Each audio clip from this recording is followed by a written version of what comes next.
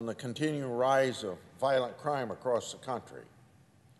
We've all heard about the unprecedented 30% spike in murders that began in the summer of 2020. It continues to this very day. Over a dozen cities set new homicide records in the year just passed. The rise in violent crimes coincides with the defund the police movement and widespread depolicing. Cutting police budgets, combined with an anti-police sentiment fostered by local elected officials, has led to violence against our police officers.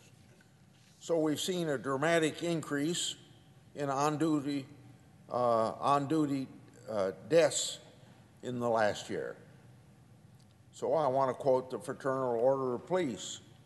That organization says 63 officers were murdered and 346 officers were shot. This organization also reported ambush-style attacks on law enforcement officers spiked 115% from 2020. The FBI has reported that unprovoked attacks against officers, in which the officers had no official contact with the offender prior to the attack, and I want to quote, continued to outpace all circumstances of felonious officers' deaths, end of quote. Other forms of violent crime are also up as police are forced to retreat from the streets, including carjacking. Chicago saw 1,646 carjackings compared to 603 incidents in 2019. Minneapolis police reported carjackings shot up 537%. Carjackings in New Orleans have doubled since 2019. Oakland police say carjackings increased by 85%. Washington, D.C. reports a 141% increase from last year. In Louisville, Kentucky, carjackings have increased 185%. And similar reports come out of cities across the country.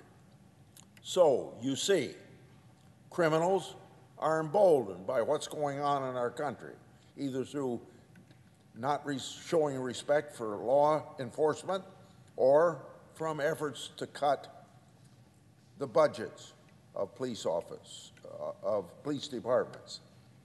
Flash mobs, another sort of new lingo that is just new because of the increase in costs. Flash mobs have made large organized smash and grab robberies a way of life in many cities. You've seen this on television.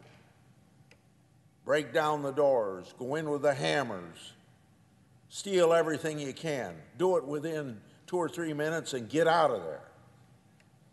So in Los Angeles, San Francisco, Chicago, New York, Boston, Houston, Atlanta, Sacramento, Baltimore, Las Vegas, and Seattle, groups of dozens make off with hundreds of thousands in merchandise. I've requested a briefing from the Department of Justice and the Department of Homeland Security on these organized retail crime groups. This rise in violent crime ought to be unacceptable to everybody, and I'm stepping up to find solutions to these issues. This past December, Chairman Durbin of the Judiciary Committee held a field hearing in Chicago concerning gun trafficking and violent crime. I submitted questions for witnesses concerning the crisis level of carjackings, terrible attacks on police like the murder of Chicago police officer Ella French, and failed policies in blue cities that allow violent crime to continue.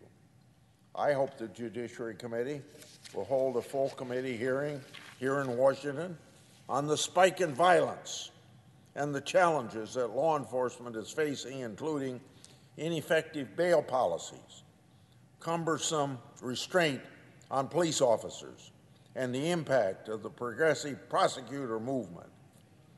Every minority member of the committee, led by myself as ranking member, has written to the chairman to request that we do have this hearing. I look forward to working with him on setting that up. So I hope my colleagues will join me in looking for ways that we can do more to combat violent crime, from carjackings to organized retail crime, to unspeakable rise in murders and murders of police officers. Let's have a hearing where we can learn more about these trends and how we can support police officers. Let's look for ways then that we can strengthen federal criminal laws and agencies to fight this violent crime. We can't continue down this path or it's going to lead to vigilante law enforcement. I yield the floor. I suggest the absence of a quorum. Clerk will call the roll.